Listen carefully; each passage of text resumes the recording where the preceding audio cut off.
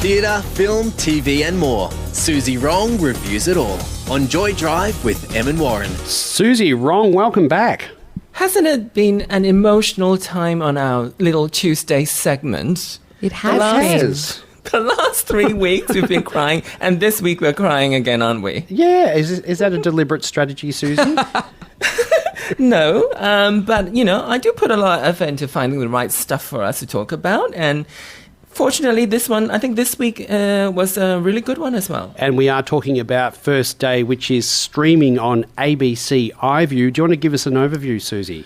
Well, it's the first time that we're talking about a children's program, but I can assure you that First Day is not some naive fairy tale designed to shield our kids from the truth. The show's first season premiered 2 years ago on ABC Me, when protagonist Hannah took her first steps into high school as a 12-year-old transgender girl.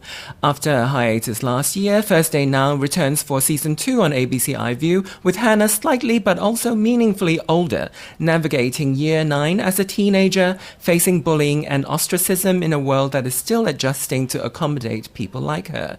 The show is about acceptance. It is about how queer people learn to accept ourselves and how we find friends who make us feel a sense of belonging. I was honestly so surprised to discover that First Day doesn't gloss over the hardship that our children experience. Hannah's story is told with great sensitivity, but the issues are never handled overly delicately. It packs a real emotional punch. In each 20-something minute episode, viewers are certain to encounter difficult situations, and I'm glad that as adults we are reminded of the torment that so many of our young have to suffer simply for being LGBTQIA. First Day is a groundbreaking series. It's nothing any of us has seen before, and I can't overstate how important it is that a show like this exists for all the children who need it, not just in Australia, but anywhere on the planet. For those of us who have left childhood behind a long time ago, it is wonderful to see how much things have changed. Em and Warren, it never occurred to me that high schools have pride meetings these days. Isn't that extraordinary? Oh, I think it was fantastic. Absolutely. So fantastic. I think that, like what you said, Suzy, it's an exceptionally important story. And I think stories of LGBTQIA plus youth and coming of age is so important. And I want it to be normalized. Like, it's so great that this exists, but I want to see more of it. And I was thinking the whole time that I was watching the show, it's a PG show, so you could almost envision kids coming home from school. I remember, putting my backpack on the ground and sitting down in front of the TV and waiting for my next installment of a show. And I would so love for shows like this to be that normalized, that's what everyone's doing in the afternoon. And I was thinking the same thing, and when I was watching, I was thinking, wow, wouldn't it be great? I don't know how popular it was, whether it rated high, but I was thinking, wow, this show would be really good for school kids to watch. It's Absolutely. Whilst being entertaining and really interesting to watch, it was also educational, and I'm sure that it would be pivotal in terms of making some change in our schools. It really is pivotal. I think it's monumental. I was thinking back to what it was like for me as a child if I had a show like that to explain myself to me. I didn't know I was trans simply because I didn't know it was even possible to be, to be a girl, to be a woman because of the way that I was born. This show gives you all the language and all the knowledge. It is so incredibly wonderful. And for them to have, these kids have these discussions about what gender is and what sexuality might be, is so incredibly healthy. I think it's so helpful for everyone. And the other thing that I thought about it, Em and Suzy, is it really grasped a lot of the issues, didn't it, in the school in terms of bullying and what goes on. And whoever wrote the storyline did a really, really good job. And we watched Hannah go from being this girl who was really frightened to reveal who she really is for fear of being rejected, to being someone who is a leader of change within her school. And whilst it was very emotional to go through that journey, as you said, Suzy, at the very end it was also warming to see her grow. Yeah, and there was also a second character who was coming out as well.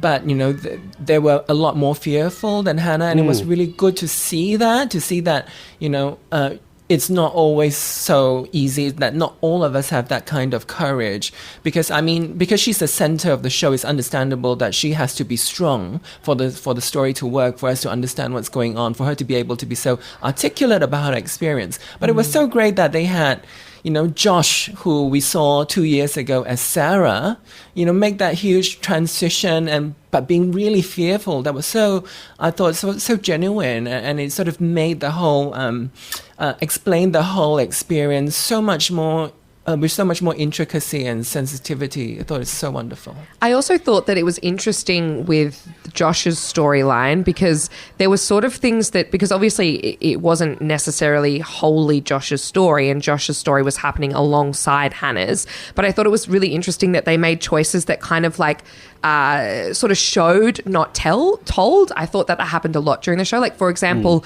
Josh initially talks about his parents and how, scary it would be to talk to them and how scary it had been. And then in the next season, you see that Josh is with his grandma. And it's like, okay, that's something that's happened, and we don't have to see the scenes that made that happen. We just know that happened. And I thought that was really powerful. Great. Like, we didn't have to see the actor go through that sort of trauma again, so that was really well handled. A lot of the writing is so sensitive and so intelligent, and and the kids who performed it, I felt like they fully embraced it, they fully understood what they were doing. We're chatting to Suzy Wrong about First Day, which is streaming on ABC iView at the moment. The other thing I noted, though, is Hannah, how wonderful are Hannah's parents being so supportive and embracing of her. And I just, I wonder what Hannah's story would have been like if her parents weren't like that. Yeah. And I guess we see that with Josh, because Josh didn't have a supportive parent. But it was good to see that sort of role modeling of Hannah's parents, and show that, if there is going to be any drama, it's not your drama, it's your child's drama. And they were really supportive in that way, and really sort of logical about things. And so I guess it's good for grown-ups to see, this is how we should go on with life, as well as a really excellent teacher that she has. Back in our day, all we knew for parents, if anything like that happened, if your child came out as any kind of queer, all you were able to do was to freak out and, do the best you can to change them. So it was good to see these examples of how it looks like, what it looks like to be supportive. What I really loved as well in a similar sort of path about this show is that there were moments of trauma and there were traumatic things happening, and you as an audience go, okay, I've just seen this, and it's important that we see this because this is actually what it would be like in this story, but it was most definitely, even when something horrible was written on a bathroom stall, we never got to see what that was, because that would actually be, for kids watching the show, that would be a lot, and that would be, potentially triggering, traumatizing, whatnot. But we just know, again, we just know the feeling of that, and then it passes. But overall, this show is a celebration of really sitting in who you are and celebrating who you are. And I think that's why this show is so wonderful, because even though we're going through all of these, traumatic moments and growing and learning with these characters, we get to celebrate who they are. Yeah. And at the same time, Em, also there's a realism, isn't there, as well? Because I'm just thinking about whenever, I found it quite emotional at times, and I'd be quite teary with what Hannah was going through. And then you'd get excited, like, when she was about to be asked out by someone, you get excited. And then, of course, straight away, again, you can see the joy of Hannah being herself was taken away by bullies. And I found that really sad and also realistic. Well, wow, how can she, the amount of effort, it struck me, the amount of effort that she's putting into managing her life and her appearance, and not necessarily just enjoying herself. Yeah, imagine what a cost. Imagine trying to go through that without any examples to look at.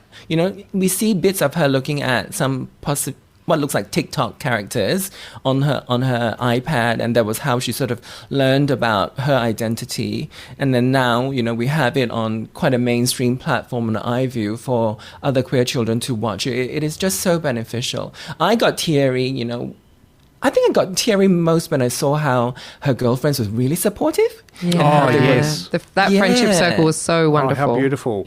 Yeah, that sort of really comfortable, easy love that they had for her, which is not something that we see because we are, I don't know if it's just my imagination, but we think that these kids are just so horrible to each other that, that's an opportunity comes up for someone to get bullied and they just sort of jump on that bandwagon. But it was so good to see how her little friendship circle was so strong and so mature.